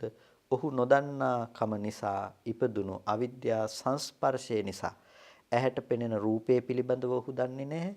ඇහැ පිළිබඳව දන්නේ නැහැ. ඒ වගේම නාම ධර්මතා ටික පිළිබඳව දන්නේ නැහැ. තව විදිහකින් කිව්වොත් පටිඝ සම්පස්සේ ගැන දන්නේ නැහැ. අදිවචන සම්පස්සේ ගැන දන්නේ නැහැ. නාමය ගැන දන්නේ නැහැ. රූපය ගැන දන්නේ නැහැ. එතකොට මෙන්න මේ නොදන්නා මෝඩකම නිසා තමයි ඔහුට එබඳු වූ මෝඩකමින් උපද්දපු සැපදහගත හෝ දුක්සහගත වේදනාවක් ඇති උනේ. එබඳු වේදනාවක් ඉපදුණු කෙනාට තමයි තෘෂ්ණාවක් ඇති උනේ. තෘෂ්ණා සහගත සංකල්පනාවකින් ඒ ඇසුරු කරන කෙනාට තමයි පුද්ගලයෙක් ආත්මයක් කියලා ඇති බව හෝ නැති බව කෙසේ වෙතත් ඒ දෘෂ්ටි සහගත භාවය පවත්වන්නට පුළුවන්කම තියෙන්නේ. එතකොට මෙන්න මේ විදිහට ඕනම කෙනෙකුට යම් දෘෂ්ටි සහගත බවක් තියෙනවා නම් මේ මානසිකාරයේ පවත්වනකොට එහි හටගත් ආකාරය පිළිබඳව දකිනකොට ඒ හටගත් ආකාරය දකින ඔහුට අර ස්කන්ධ ධර්මතාවයන්ගේ යථාර්ථය ප්‍රත්‍යක්ෂ කරන්නට පුළුවන්කම තියෙනවා. ස්කන්ධ ධර්මයන්ගේ යථාර්ථය ප්‍රත්‍යක්ෂ කරන ඔහුට අර කෙලෙස්යන් ගෙනල්ලා දෙන උපද්දවන දරත සහිත මනෝභාවයන් උපදින්නේ නැතු වෙනවා. ඉතින් දැන් මේ විදිහට අපි රූපය පිළිබඳව ඔය හතර ආකාරයකින් කතා කළා වගේම ඊළඟට වේදනාව පිළිබඳවත් කතා කරනවා. සංඥාව පිළිබඳව, සංස්කාරය පිළිබඳව, ඒ වගේම විඥානය පිළිබඳවත් මේ ආකාරයන්ගෙන්ම කතා කරනවා. එතකොට අපි ඒකට හඳුන්වනවා මේ සක්කාය දිට්ඨිය කියලා. 20 ආකාර සක්කාය දෘෂ්ටිය. එතකොට 20 ආකාර සක්කාය දිට්ඨිය කියන එකෙන් අදහස් කරන්නේ සක්කාය කියලා කියනවා පංච උපාදානස්කන්ධ ධර්මයකට. පංච උපාදානස්කන්ධ ධර්මයේ පිළිබඳව යම් දෘෂ්ටි සහගත සංකිලේශී බවක් උපද්ද ගන්නවා නම් ආත්ම ආදී පුද්ගල ආදී ආත්ම දෘෂ්ටි සහගත සංකිලේශී බවක් උපද්ද ගන්නවා නම් ඒකට අපි කියනවා ඒ දෘෂ්ටියට ආත්ම දෘෂ්ටියට සක්කාය දිට්ඨියයි කියලා. එතකොට ඒ සක්කාය දිට්ඨිය රූප වේදනා සංඥා සංස්කාර විඥානයන්ගේ ඔය හතර ආකාරයකින් පවතිනකොට 20 ආකාර සක්කාය දිට්ඨියක් බවට පත් වෙලා තියෙනවා. එතකොට සක්කාය එකක්, සක්කාය පිළිබඳව පවත්වන ආත්ම දෘෂ්ටිය තව එකක්. අවිද්‍යාව නිසා රැවටෙන එක, අවිද්‍යාව නිසා සැපසහගත ස්පර්ශයට ඇලුම් කරන එක, තණ්හා කරන එක වෙනම දෙයක්. තෘෂ්ණා කරන ආරම්මණය පිළිබඳව ආත්මවත් කොට ගන්න සංකල්පනාව තව එකක්. මම හිතනවා ඒ කාරණාව පැහැදිලි ඇති කියලා. අවිද්‍යා සංස්පර්ශය නිසා උපදවපු තණ්හාව කියන එක, ඒ කියන්නේ ඒ වේදනාවට තණ්හා කරනවා කියන එක එකක්. ඒ වගේම ඒ තණ්හා කරන අරමුණම ඒ තණ්හා කරන දේම ආත්මසහගත දෘෂ්ටියකින් දකිනවා කියන එක වෙනම දෙයක්. එතකොට ඉස්සෙල්ලම නැති කරන්න පුළුවන්කම තියෙන්නේ අන්න ඒ ආත්මසහගත දෘෂ්ටි සංකල්පනාව නැති කරන්න පුළුවන්කම තියෙනවා. අපි ඒකට කියනවා සක්කාය දිට්ඨිය නැති කරනවා කියලා. හැබැයි සක්කාය දිට්ඨිය නැති කළා කියලා අර තෘෂ්ණාව නැති කළයි කියන ගණේටම යන්නේ නැහැ. එතකොට මෙන්න මේ විදිහට විඥානය පිළිබඳවත් ඒ කාරණාවම දක්වනවා. එතකොට මේ යම්කිසි පුද්ගලයෙක් මේ විදිහට සංස්කාර ධර්මයන් පිළිබඳව නැතිනම් සංස්කාරයක් ඇති කර ගන්නවා නම් රූප වේදනා සංඥා සංස්කාර විඥාන කියන ධර්මයන් පිළිබඳව. එතකොට සෝ අත්තා සෝ ලෝකෝ සෝ පෙච්ච භවිස්සාමි නිච්චෝ දුෝ සස්සතෝ අවිපරණාම ධම්මෝති අපිචකෝ ඒවං දිට්ඨි හෝති. ඒ ධර්මයන් පිළිබඳව එහෙම එකක් නැති වුණත් ඔහුට නිකම්ම පවතිනවා නම් මෙබඳු වූ දෘෂ්ටියක් කොහොමද? සෝ අත්තා සෝ ලෝකෝ, ඒ ආත්මයම තමයි ඒ ලෝකය. සෝ පෙච්ච භවිස්සාමි, යම් කිසි දෙයක් ඒ පසුව තියෙනවා නම්, පරලොව තියෙනවා නම්, ඒ පරලොව තියෙන දේ නිච්චෝ නිට්ටය වූවක්, දුෝ වෙනස්ව පවතින දෙයක්, සස්සතෝ ශාස්වත වූවක්, අවිපරිණාම ධම්මෝති, වෙනස් නොවන ස්වර්ගයට පත්වීමක් හරි, වෙනස් නොවන තැනකට පත්වීමක් හරි, විශ්වයට එකතු වීමක් හරි, කුමන ආකාරයකින් කුමන වචනයකින් ඔය පවතින ආත්මය පිළිබඳව, පවතින දේ පිළිබඳව අපි කතා කරනවා නම්, එබඳු වූ දෘෂ්ටියක් අපිචකෝ ඒවන් දිට්ටි හෝති. එතකොට මේ එබඳු වූ දෘෂ්ටියක් පවතිනවා නම්, ඒ දෘෂ්ටිය පවා අවිජ්ජා සංස්පර්ශයෙන් උපදන දෙයක්. ඒ වගේම නෝචස්සන් නෝචමේසියා න භවිස්සාමි නමේ භවිස්සති. අතීතෙදි මම නොහිටියානම්, ඒ වගේම නෝචමේසියා මම අනාගතේට මේ ඇති වෙන්නේ නැහැ. ඒ වගේම වර්තමානයේ නැත්තම් ඒ කියන්නේ අනාගතයට පැවැත්මක් නැහැ කියලා මෙබඳු ආකාර වූ හෝ දෘෂ්ටීන් ඇති වෙනවා නම්, එතකොට ওই කාරණාව බොහොම පරිස්සමෙන් තේරුම් ගත යුතු දෙයක්. ඒක පැහැදිලි කරන්නට ගියොත් අපිට බොහොම විශාල පරාසයක් කතා කරන්නට වෙනවා. එක තැනකදී භාග්‍යතුන් වහන්සේ නෝචස්සන් නෝචමේසියා න භවිස්සති නමේ භවිස්සති කියන මේ කාරණාව පිළිබඳව සම්‍යක් දෘෂ්ටියකට අනුරූපව අර්ථකථනය කරන අවස්ථාවක් තියෙනවා. ඇතැම් තැනක දෘෂ්ටියකට අනුරූපව අර්ථකථනය සපයන අවස්ථාවක් තියෙනවා. එතකොට එබඳු අවස්ථාවලදී ඒ කතා කරන්නේ කාරණා දෙකක් පිළිබඳව. ඒක හරියට निराවුල් නොකරගත්තොත් මේ වචන ටික අනුව කෙනෙකු පැටලෙන්නට පුළුවන්කම තියෙනවා. එතකොට නෝචස්සන් නෝචමේසියා කියනකොට මෙතනදී අදහස් කරන්නේ ඒ තමාව පණවන්නට තැනක් තිබුණ නැතිනම් නෝචමේසියා මේ මට පරිස්කාර ධර්මයන් එහෙමත් නැතිනම් මාව පණවන්න තියෙන ධර්මයන් ඇත්තේ නැහැ. අතීතෙදි මාව තිබුණේ නැතිනම් මාව පණවන්න ධර්මය ලෝකෙ තුල තිබුණේ නැත්තම් එතකොට මේ වර්තමානයේ තුල මම ඇත්තේ නැහැ. ඒ වගේම භවිස්සාමි නමේ භවිස්සති, මම අනාගතයට මාව පණවන්න දෙයක් නැත්තම් ඒ පරිස්කාර ධර්මයන්ගේ ඇත්තේ නැති වුණොත් එහෙම මේ භවිස්සති මගේ දේවල් කියලා ලෝකෙ අසුරු කරන්න දෙයක් හම්බ වෙන්නේ නැහැ කියලා ගන්නවා.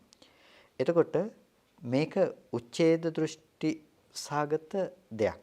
එතකොට මේ කතා කරන්නේ අර අපි මුලින් කතා කළ මට්ටමින් කර්ම සංස්කාරය ගැනක් නෙමෙයි. කියන්නේ කර්ම සංස්කාරය කියන්නේ දැන් නෝචස්සන් නෝචමේසියා කියනකොට අතීතෙදි මට මෙබඳු වූ කර්ම රැස් කර ගැනීමක් නොතිබුණා නම්, වැරදි විදිහට අවිද්‍යා කර්ම රැස් කරගත්තේ නැතිනම් මේ පුද්ගල බව ලැබෙන්නේ නැහැ නේ කියලා ඇති කරගන්න සම්‍යක් දෘෂ්ටියක් පැත්තටත් මේක කතා කරනවා. ඒ වගේම තවත් මේක කතා කරන දෙයක් තමයි උච්ඡේද සහගත දෘෂ්ටියකට කතා කරනවා. නෝචස්සං අතීතයේදී රූප ශබ්ද ගන්ධ රස ආදී ස්පර්ශයන් පිළිබඳව මාව දක්වන්න තැනක් ඇත්තේ නැහැ. කිසිම තැනක මම කියලා කෙනෙක් හිටියේ නැහැ. ඒ වගේම අනාගතයටත් ඒ මම වූ පුද්ගලයෙක්ගේ පැවැත්මක්, මම වූ පුද්ගලයෙක්ගේ පැනවීමක් ඇත්තේ නැහැ. එතකොට මෙබඳු වූ සිඳීමක් පිළිබඳව. එහෙනම් මේක මේ විදිහට පැවතිලා නැති වෙලා යන දෙයක්. එතකොට මේ නැතිවීම පිළිබඳව පවත්නා උච්ඡේද සහගත දෘෂ්ටියක් ඇති වෙනවා. ඒ උච්ඡේද සහගත දෘෂ්ටිය සංස්කාර ධර්මයක්. එතකොට ඒ සංස්කාර ධර්මය අවිද්‍යා අර අපි කතා කළා වගේම කුමක් නිදහනකොට පවතින දෙයක්ද කියලා අහනකොට අවිද්‍යා සම්පස්සජේන භික්ඛවේ වේදිතේන පුට්ටස්ස. අවිද්‍යා සංස්පර්ශය නිසා උපද්දපු දෙයක්. එතකොට ඒ උපද්දපු වේදනාවෙන් ස්පර්ශය කරපු අසෘතවත් පෘතජ්ජනයට උපද්දපු තෘෂ්ණාව නිසා ගෙනල්ලා දෙන අරමුණක තමයි ඔහුට මෙබඳු වූ දෘෂ්ටියක් ඇති වෙන්නේ. එතකොට එයා දකිනවා එබඳු හැමතැනකම අනිත්‍ය සංකත පටිච්ච සමුප්පන්න ලක්ෂණය දකිනවා. එතකොට දකිනකොට ඒ කෙනා අර කිසිම ධර්මයක් පුද්ගල භාවයක් වශයෙන් ගන්නෙ නැහැ. එතකොට ඒ විදිහට පුද්ගල භාවයක් වශයෙන් ගන්නෙ නැති කෙනෙකුට තමයි මිදෙන්න පුළුවන්කම තියෙන්නේ. ඊට පස්සේ නැවත නැවතත් භාග්‍යතුන් වහන්සේ ඒ ආශ්‍රව ධර්මතාවයන් දුරු වෙන ආකාරය පිළිබඳව පවත්වනවා. තව කෙනෙක් ඉන්නවා ඒ බඳු විදිහට අර මුලින්ම ඇති කරගත්තු දෘෂ්ටි බව, මේ සක්කාය දිට්ඨි සාගත බව හෝ සාස්වත උච්ඡේද සාගත දෘෂ්ටි භවයන් හෝ එහෙම ඇති කරගත්තේ නැති වුණත් කංකී හෝති වේචිකිච්ඡී අනිට්ඨංගතෝ සද්ධම්මේ සැක කරනවා, විචිකිච්ඡාව පවත්වනවා. සද්ධර්මයේ පිළිබඳව නිෂ්ඨාවකට යන්නේ නැති කෙනෙක් ඉන්නවා. ඒකට ඒ කියන්නේ අර දේවල් ගැන සැක නැහැ කියන එක නෙමෙයි. සමහර කෙනෙකුට මේක ප්‍රකට වෙන තැන තමයි මෙන්න මේ විදිහට සැකසහගත බවක් තියෙනවා. එතකොට ඒ සැක කරන බව සංස්කාරයක්. ඒ ධර්මයේ පිළිබඳව විචිකිච්ඡා සහගත ස්වභාවයේ පවත්වන එකත් සංස්කාරයක්. එතකොට ඒ ධර්මයේ පිළිබඳව ඒ ඇති අනිෂ්ට සහගත හැඟීමත් සංස්කාර ධර්මයක්. එතකොට මෙන්න මේ සංස්කාරයේ කුමකින් ඇති කරගත්ත දෙයක්ද කියලා එයාට පේන්නේ අර අවිද්‍යාව ආදී ඒ ප්‍රත්‍ය ධර්මයන් අවිද්‍යා ස්පර්ශයේ මුල් කරගෙන ඒ ඇති කරගත්ත ධර්මයක් හැටියට. එතකොට ඒ ධර්මතාවයේ දකින්නකොට තමයි ඒ කෙනාට ආශ්‍රව ධර්මතා ටික ක්ෂය කරගන්නට පුළුවන්කම තියෙන්නේ. ඒකට මෙන්න මේ කාරණා ටික අපි නුවණින් විමසලා බලනකොට අපිට පෙනෙනවා ඊටාම වැදගත් දැක්මක්. ඒ තමයි කෙනෙකුට ආශ්‍රව ධර්මතා ටික ක්ෂය කරගන්නට අවශ්‍ය නම් ඔහු විසින් දැක්ක යුතුයි ඔහුගේ ජීවිතයේ පුද්ගල බව ආත්ම සහගත දෘෂ්ටි සංකල්පනාවන් එමත් ඇතිනම් ඇති සාස්වත හෝ උච්ඡේද සහගත දෘෂ්ටි සංකල්පනාවන් එමත් නැතිනම් විචිකිච්ඡාදී වූ කෙලෙස් ධර්මතාවයන් හෝ පවත්වන තැන පිළිබඳව ඔහු දත යුතුයි. ඒ පවත්වන තැන පිළිබඳව හොයාගෙන යන ඔහුට පේන්නේ ඒ දේ අපි පවත්වලා තියෙන්නේ යථාර්ථය නොදන්න කාරණා ටිකක් පිළිබඳව කියලා. ඒ කියන්නේ දැන් අපි හිතමුකෝ අපි ආස කරනවා කියලා ලස්සන මැටි කලයකට අසුචි පුරෝපු මැටි කලයක් තියෙනවා. මේ මැටි කලයේ ලස්සනට සිතුවම් කරලා තියෙනවා. ඒකට සිතුවම් කරපු මේ මැටි කලයට අපි ආස කරනවා කියන එක ඇතුලේ තව කතාවක් තියෙනවානේ. අපි ඒ ටිකට ආසයි කියන එකත් එක්කම ඒකේ අසුචි පුරවලා නම් තියෙන්නේ අසුචි ටිකටත් අපි ආසයි කියන එක ඒක ඇතුලේ නිකම්ම තියෙන ඇත්ත කතාව. අන්න ඒ වගේ අපිට මෙතනදී තේරුම් ගන්නට අවශ්‍ය කාරණාවක් තමයි හේතු කාරණා සමූහයක ප්‍රතිඵලයක්. ඒ කියන්නේ අසුචි පුරෝපු කැටයම් කරන ලද කලයක් වගේ මේ රූපාදී ධර්මයන්ගේ ස්වභාවය ඒ රූපාදී ධර්මයන්ගේ ලක්ෂණය හැම වෙලාවකදීම පිළිකුල් සහගත අනිත්‍යාදී ලක්ෂණයන්ගෙන් විපරිණාමාදී දෙයින් වෙනස් වෙන ස්වභාවයකට පවතින දෙයක්. ඒ වගේම වහා බිඳී යන නාම ධර්මයන්ගෙනුත් යුක්ත වූ දෙයක්. හැබැයි මේක පිරිසිඳ නොදන්නාකම නිසා අපි එකකට එකක් සම්බන්ධ නොවන ධර්මයක් පිළිබඳව තමයි මේ තෘෂ්ණාව පවත්වන්නේ.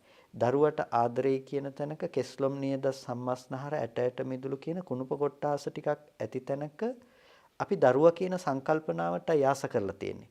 හැබැයි අපේ ඒ ආසාව අපි පැවැත්වුවේ කෙස් ටික මතද, ලොම් ටික මතද, හම මතද, නියපොතු මතද, ඇටසැකිල්ල මතද එක එකක් අරගෙන බැලුවොත් එහෙම අපිට දරුවා කියන ආදරණීය සංකල්පනාව පවත්වන්න එතන තැනක් හම්බ වෙන්නේ නැති වෙනවා.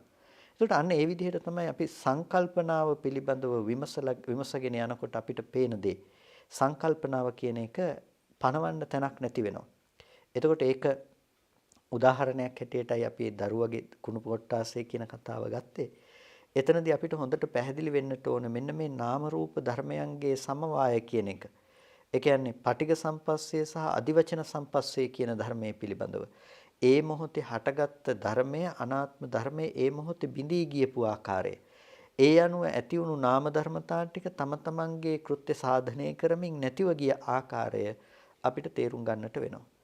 අන්න ඒ ආකාරයට අපි මේක තේරුම් ගන්නකොට තමයි අපිට ඒ විදිහට තේරුම් ගන්නකොට තමයි ඒ විපාක ධර්මතා ටික විපාක ධර්මතාවයක් හැටියට දැකලා ඒ විපාක ධර්මතාවයෙන් අත මිදෙන්නට කියන්නේ ඒ පිළිබඳව කෙලෙස් හටගන්නේ නැති කරගන්න පුළුවන්කම තියෙන්නේ. එතකොට අපිට පේනවා හටගෙන නිරුද්ධ වෙන ස්කන්ධ ධර්මතා ටිකක්.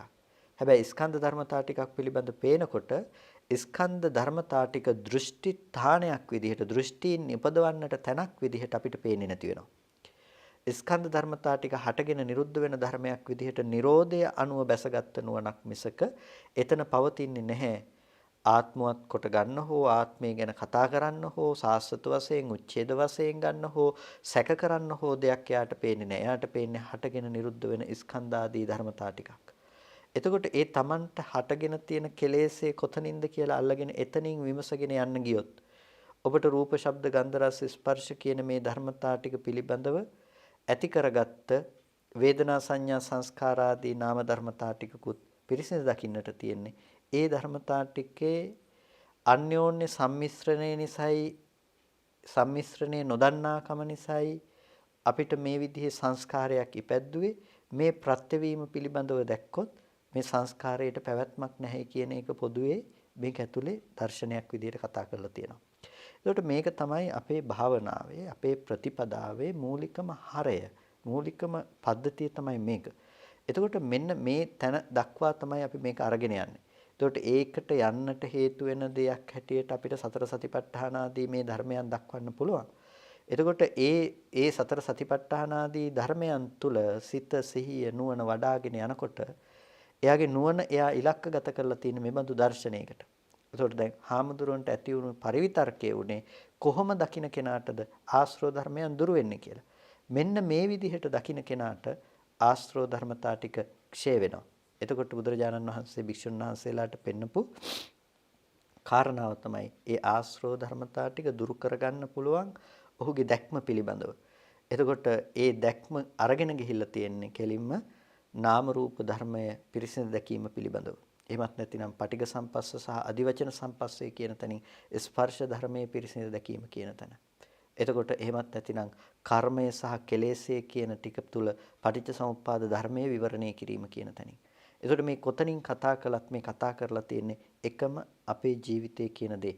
රූපයක් එහෙම නැතිනම් මේ ආයතනයකට බාහිර ආයතනයක් ස්පර්ශ වෙලා ස්පර්ශ වුණ තැනක අනාත්ම ධර්මතා ටිකක් ඇති වෙන තැනක ඇති කරගත්ත ආත්ම සහගත සංකල්පනාව ඇති වෙන්න හේතු ටික පෙන්නගෙන යනකොට ආත්ම සහගත සංකල්පනාව වැරදි කියලා Tamanට නිගමනයකට පත් කිරීමකුයි මේ ඔස්සේ සිද්ධ කරන්නේ. ඒකට දැන් දැනගත්ත කෙනා විසින් මේක ප්‍රගුණ කළ යුතුයි. එයා අරමුණු වල හොඳට විමර්ශීව මේක පාවිච්චි කළ යුතුයි, භාවිත කළ යුතුයි, විහෙරණ වාසය කළ යුතුයි. එතකොට එයා අරමුණු වල ඒ විදිහට වාසය කරනකොට තමයි එයාට කෙලෙස් ධර්මතා ටික ක්‍රමක්‍රමයෙන් ගෙවීමට යන්නේ. ඒ ක්ෂණයක් පාසා නැති කරන්න පුළුවන්කම තියෙන්නේ. මේ දර්ශනය වඩන කෙනාට මේ පිළිබඳ මේ විදිහට මානසිකාරය කරන කෙනාට අද කෙලස් මෙච්චරක් ගෙවුණා හෙට කෙලස් මෙච්චරක් ගෙවුණා කියලා අර වෑමිට ගෙවුණ එක අද මෙච්චරක් වෑමිට ගෙවිලා තියෙනවා හෙට මෙච්චරක් ගෙවි ඊයේ මෙච්චරයි ගෙවිලා තියෙන කියලා දකින්න බෑ. නමුත් කාලයගේ වෑමෙන් වෑමිටේ ගෙවීමක් පේනවා වගේ මේ කෙලස් ධර්මතාවයන් මේ මානසිකාරය පුරුදු කරන කෙනාට නිකම්ම කෙලස් ගෙවීම සිද්ධ වෙන්න පටන් ගන්නවා. ටික කාලයක් යනකොට Tamanටම අත්දකින්න පුළුවන් දෙයක් බවට පත් වෙනවා මේ කෙලස් මොනතරම් වේගයෙන් ගෙවිලා තියෙනවද මොනතරම් වේගයෙන් ක්ෂයටපත් වෙලා තියෙනවද කියන කාරණාව අත්දකින්න පුළුවන්කම තියෙනවා. එතකොට මෙන්න මේ විදිහට ඒ නිසා අපේ භාවනා ප්‍රතිපදාව කියන එක මේ ආකාරයට අපි සකස් කරගන්නට උත්සාහවත් වෙන්නට ඕනේ. ඒ විදිහට අපේ භාවනා ප්‍රතිපදාව සකස් කරගත්තොත් තමයි අපිට මේ අපේ මූලික ඉලක්කය කරා අපිට මාර්ගය නැතිනම් අපේ ප්‍රතිපදාව දියුණු කරගෙන යන්න පුළුවන්කම තියෙන්නේ. ඒ නිසා මේ බිනර පොහොය දවසේ කවුරුත් ඒ පිළිබඳව ඒ නිමිති කරගෙන වැඩසටහන සිද්ධ කරන දවසේදී ඒ පිළිබඳව බොහොම අදහසක් ඇති කරගන්නට ඕනේ. විශේෂයෙන්ම මේක මම හිතනවා අපේ උපාසක අම්මලට බොහොම වැදගත් දෙයක්. මොකද පොහොය දවස කියන එකත් බොහොම වැදගත්. ඒ නිසා ඒ නිවීම කියන දේ භික්ෂුණී ශාසනයක් ආරම්භ කරන්නට ඒ තැන දක්වා ඒ ඇත්තන්ට නිවීමේ මඟක් හෙළිපෙහෙළි වුණ දවසක්. මේ ධර්මයේ කියන එක මේ සිව්වනක් පිරිසටම පොදු ධර්මයක්. කාටත් නිවෙන්න තියෙන මඟක්. අවිද්‍යාව කියන එකේ ස්ත්‍රී අවිද්‍යාව සහ පුරුෂ අවිද්‍යාව කියලා දෙකක් නැහැ. එකම අවිද්‍යාව අපිට දුරු කරගන්න තියෙන්නේ. ඒ නිසා මේ පොහොය දවසේදී හොඳ අදිෂ්ඨානයක් ඇති කරගන්න කොහොම හරි අපි මේ කෙලෙස් ධර්මයන් දුරු කරලා කෙලෙස් ධර්මයන් යටපත් කරලා අනුත්තර වූ අරිහත් ඵලයේ දක්වාම මේක කොහොම හරි දියුණු කරනවා කියන උත්සාහය වීරිය කොහොම හරි තම තමන්ගේ ජීවිතවලට ඇතුළත් කරගන්න. ඒ සඳහා හේතු වන මූලික කාරණා ටිකක් අපි මේ කතා කළේ. එතකොට බුදුරජාණන් වහන්සේ අර මුලින් දේශනා කරපු කරුණු ටික අපි ඊටාම කෙටියෙන් අතහැරලා ගියේ. නමුත් ඒ කාරණා ටික ඊටාම වැදගත් වෙන දෙයක්. මොකද අර චේතෝ පරිවිතර්කයක් ඇති වෙනකොට මේ විචයෝ දේසිතෝ භික්කවේ මයා ධම්මෝ මම විචේ නුවණින් දහම් දේශනා කළා. විචේ නුවණින් තමයි සතර සතිපට්ඨානය දේශනා කළේ. සතර සම්‍යක් ප්‍රධානය දේශනා කළේ. irdipaada දේශනා කළේ. පංච ඉන්ද්‍රිය පංච බල බොජ්ජංග ආර්ය ශ්‍රාංගික මාර්ගය කියන මේ ධර්මයන් දේශනා කළේ විචේ නුවණින් කියලා භාග්‍යතුන් වහන්සේ දේශනා කරන ඒ ටික තමයි අපිට මේ අර්ථ සාධනය සඳහා ප්‍රතිපදාව වඩන්නට තියෙන මඟ. ඒ නිසා ඒ ටිකත් අත්හල යුතු දෙයක් නෙමෙයි කියන එක මේ පින්නතුන්ට මතක් කරනවා. ඒකට එතන සතර සතිපට්ඨාන ඉඳලා සතර සම්‍යක් ප්‍රදන් වීරිය මූලික කරගෙන ආර්ය අෂ්ටාංගික මාර්ගයේ දක්වාම අපිට මේ ප්‍රතිපදාව කියන එක විශේෂයෙන් අපි සාකච්ඡා කළ යුතුව පවතිනවා. ඉතින් අද දවසේදී අපි දේශනාව අවසන් කරමු. කවුරුත් කල්පනා කරගන්න ඊටාම ශ්‍රද්ධාවෙන් යුක්තව ධර්ම ශ්‍රවණය කරගත්තා. මේ සද්ධර්ම ශ්‍රවණය කරගෙන සිද්ධ කරගත්ත සීල කුසල ධර්මයෝ අපි අනුමෝදන් කළ යුතු අයට අනුමෝදන් කරමු. පළමුවෙන් අපට අර්ථයෙන් ධර්මයෙන් අනුශාසනා කළ අපේ ධර්මාචාර්ය අවසරයි මාංකඩවල සුදස්සන ස්වාමීන් වහන්සේට, ඒ වගේම මාංකඩවල නන්දරත්න ස්වාමීන් වහන්සේට, ස්වාමීන් වහන්සේලා දෙනමටම උතුම් නිවනින් සැනසීම පිණිසම මේ සීල කුසලයෝ හේතු පාරමිතාවක්ම වෙත්වා කියලා ප්‍රාර්ථනා කරනවා. ඒ වගේම මේ සියලුම කුසල ධර්මයන් සියලු දෙවියන් සතුටින් සාදුනාදයෙන් අනුමෝදන් වඩලවත්වා. දෙවියන්ට මේ පින් උතුම් නිවනින් සැනසෙන්නටම හේතු පාරමිතාවක්ම වේවා කියලා සාදු කියලා දෙවියන්ට පින් දෙන්න. ඒ වගේම ඔබ සෑම සියලු දෙනා නමින් මියගිය සියලුම ඥාතීන්ට මේ පින් අනුමෝදන් කරමු. ඒ සෑම සියලු ඥාති වර්ගයාත් මේ පින තමන් කළ පිනක් මේ සතුටින් සාදුනාදයෙන් අනුමෝදන් වන ලබාවා. ඥාතීන්ට මේ පින් උතුම් නිවනින් සැනසෙන්නටම හේතු පාරමිතාවක්ම වේවා කියලා සාදු කියලා කවුරුත් ඥාතීන්ට පුණ්‍ය අනුමෝදනා කරන්න.